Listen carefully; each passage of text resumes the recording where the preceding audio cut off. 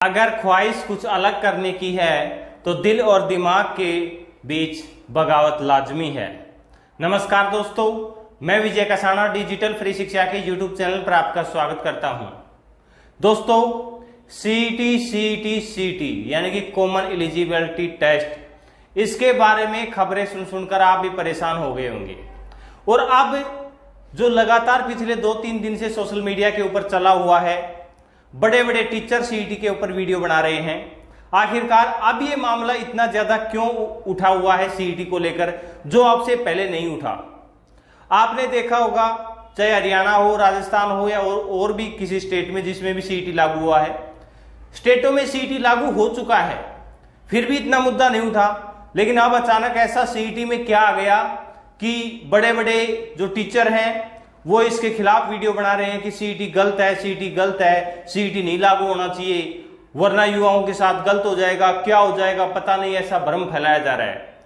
इसी मुद्दे के ऊपर ये वीडियो साथियों स्पेशल उन युवाओं के लिए है जो चाहे किसी स्टेट की या किसी सेंट्रल गवर्नमेंट की, यानी कि किसी भी, अगर आप सरकारी नौकरी की तैयारी कर रहे हैं तो आपके लिए ये वीडियो महत्वपूर्ण रहने वाला है। और चैनल को सब्सक्राइब करें ना करें, इस वीडियो को शेयर जरूर करना, क्योंकि साथियों जो बड़े बड़े टीचर्स की पोल खोलना, या फिर ऐसा कुछ हम कह सकते हैं, क्योंकि जो गुमराह आपको किया जा रहा है ऐसे मुद्दे के ऊपर, सीईटी आखिरकार है क्या। सीईटी साथियों एक प्री एग्जाम के तौर के ऊपर काफी स्टेटों में भी करवाया जा रहा है, और ये स्टेट गवर्नमेंट तो बाद में लेकर आई थी, लेकिन उससे पहले 2020 में शुरुआत में खबर आई थी कि सेंट्रल गवर्नमेंट ऐसा प्रोसेस करने जा रही है, कॉमन एलिजिबिलिटी टेस्ट लेगी। उसी के आधार पर जो मेंस एग्जाम है वो पहले की तरह, जैसे रेलवे अपना मेंस एग्जाम अलग लेगी, बैंकिंग सेक्टर अलग लेगा, यानी कि अलग अलग एसएससी अलग लेगी। जो मेंस एग्जाम है वो जैसे भर्ती प्रक्रियाएं चल रही है उसी हिसाब से चलेंगे, लेकिन इनका जो प्री एग्जाम होता है वो प्री एग्जाम 50 से ज्यादा गवर्नमेंट एग्जाम ऐसे हैं जिनमें प्री और मेंस के तहत भर्ती होती है। यानी कि युवा तो जो उन भर्तियों में एलिजिबल है वो प्री एग्जाम देने में ही बहुत ज्यादा समय लग जाता है। अब प्री एग्जाम क्लियर होगा उसके बाद मेंस देगा, लेकिन 50 से ज्यादा ऐसी भर्तियां जिनमें प्री और मेंस का प्रोसेस लागू है। तो जो भारत सरकार है वो चाहती है कि प्री एग्जाम से युवाओं को छुटकारा मिले, और 10th, 12th और ग्रेजुएशन लेवल के ऊपर 3 एग्जाम ऐसे लिए जाएं जिन्हें हम प्री के तौर पर मानकर, और चाहे वो रेलवे की भर्ती हो, एसएससी की भर्ती हो, या जो भी भर्तियां हैं वो सभी भर्तियां इन्हीं एग्जाम्स के आधार पर की जाएं। यानी कि इन एग्जाम के बाद सीधा जिस भी विभाग को जो भी भर्ती करनी है वो मेंस एग्जाम लेके और अपनी भर्ती प्रक्रिया पूरी कर सकता है। प्री एग्जाम इसी को मान लिया जाए। लेकिन अब पिछले 2-3 दिन से यह आपने देखा होगा, दैनिक भास्कर में जब से न्यूज आई है, इस न्यूज आने के बाद हलचल मच गई है कि 2024 में सीईटी होगा। अब 2024 में सीईटी होगा, उससे पहले हलचल क्यों मची। अब बड़े बड़े टीचर्स जिनको हम आदरणीय मानते हैं कि वो टीचर्स हैं, उन्होंने बहुत ही युवाओं के अंदर जो टीचिंग के क्षेत्र में अच्छा कार्य किया है और युवा उनको भगवान के रूप में मानते हैं, लेकिन वो असली बात युवाओं को न बताकर और एक भ्रम फैलाने की भी कोशिश कर रहे हैं। हम सब टीचर्स के बारे में नहीं कह सकते कि सब टीचर्स गलत होते थे, लेकिन कुछ टीचरों के बारे में ऐसी जो वीडियो आई है हम नाम नहीं ले सकते। साथियों, सीईटी नहीं होना चाहिए, ये कौन सा मतलब हो गया, और नहीं क्यों होना चाहिए इसका उदाहरण पता है क्या दिया जा रहा है। इसका उदाहरण यह दिया जा रहा है कि सीईटी नहीं होने के पीछे तर्क जो देने की बात है कि वैकेंसी नहीं आएगी। जैसे सीटेट हो गया, एसटेट हो गया, या उधर जो स्टेट के टेट के एग्जाम है, भी सीटेट तो करवा लेते हैं लेकिन वैकेंसी नहीं आती। लेकिन इसमें सीटेट गलत है ये कौन कह सकता है, या इसमें सीईटी गलत होगा ये कैसे कह सकते हैं। हाँ, वैकेंसी नहीं आ रही वो गलत है, जो असली मुद्दा है वो नहीं उठाया जा रहा, बस ये कहा जा रहा है सीईटी नहीं होना चाहिए। अब युवाओं को एक प्रोसेस से छुटकारा मिले, जो बार बार एग्जाम देने की प्रक्रिया है, प्री एग्जाम में ही काफी दिन लग जाते हैं, प्री एग्जाम में व्यस्त रहते हैं युवा। अब इस रेलवे का प्री की तैयारी हो रहा है, फिर एसएससी की प्री की तैयारी हो रही है, प्री की तैयारी खत्म नहीं होती, उसके बाद मेंस की में लग जाओ, और अगर सीईटी हो जाएगा तो प्री तो सबका एक हो जाएगा। लेकिन अब जो बात कर रहे हैं कि वैकेंसी नहीं आएंगी, वैकेंसी आपको पता है रेलवे ग्रुप डी और एनटीपीसी की जो भर्तियां आई थी कब आई थी और कितने दिन में पूरी हुई, इतना फास्ट प्रोसेस हुआ है आपको पता होगा ना। तब आप ये नहीं देख रहे कि उनमें भी तो दो एग्जाम थे, प्री और मेंस। अगर उसमें प्री ये सीईटी के तहत हो जाता तो भर्तियों का प्रोसेस लेट होगा या कम उसमें समय लगेगा, ये बताइए चाहिए।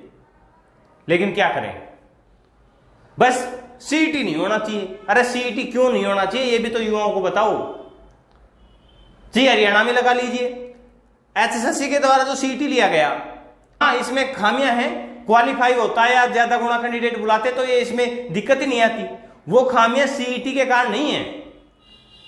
सीईटी तो भर्ती का प्रोसेस जो प्रक्रिया है वो जल्दबाजी में है। अब ये पहली बार एक तो प्रोसेस किया जा रहा है, इसके बारे में ज्यादा जो भी कमियां निकल के आ रही हैं उसको भी सुधार की जरूरत है। दूसरी बात यह है कि जो सीईटी से पहले भर्तियां अटकी हुई थी उनको अगर पहले पूरा कर दिया जाता तो नई भर्ती जो आती है वो सीईटी के तहत हो जाती। अब पहले भर्तियों को डिसमिस किया गया यानी कि रद्द कर दिया गया, और वो भर्तियां जो उस समय होनी चाहिए थी वो सीईटी के चक्कर में अभी तक नहीं हो पाई है। इसलिए युवाओं में रोष है। तो युवाओं की भी गलती नहीं है, रोष सच्चा है कि जो भर्तियां आज से 3-4 साल पहले हो जानी चाहिए थी वो अभी तक पूरी नहीं हुई है। लेकिन उसमें कमी सीईटी की नहीं है, कमी यह है कि उन भर्तियों को सीईटी के चक्कर में रद्द कर दिया गया था। वो भर्तियां तब पूरी करके और सीईटी के तहत अब नई भर्तियां आ जाती।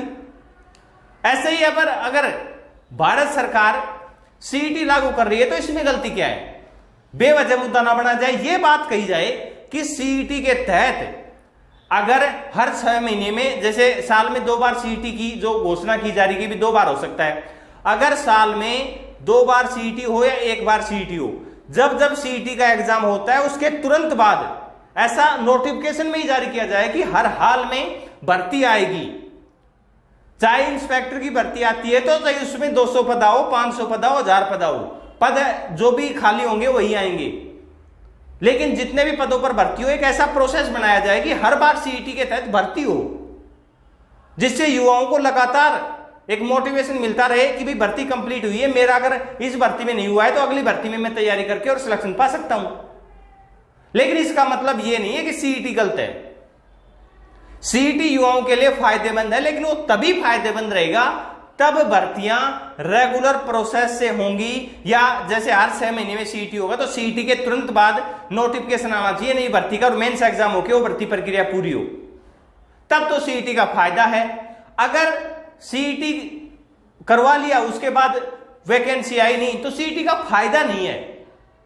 क्या फायदा रहेगा जब वैकेंसी नहीं आई तो? अब सीटेट करवा लिया उसके बाद वैकेंसी नहीं आ रही तो सीटेट का अगर मैंने सीटेट कर लिया, किसी भी युवा ने सीटेट कर लिया तो उसका फायदा तो तभी उठा पाएगा जब वैकेंसी आएंगी, और वैकेंसी आ नहीं रही तो सीईटी का भी यही हाल रहेगा। फायदा तब रहेगा तो आप ऐसा जो भी युवाओं के समक्ष मुद्दा रख रहे हैं वो स्पष्ट रखिए, भ्रम में न डालिए कि सीईटी गलत नहीं है, सीईटी तो सही है, लेकिन इसका जो फायदा हमें तब मिलेगा तब रेगुलर भर्तियां आएंगी।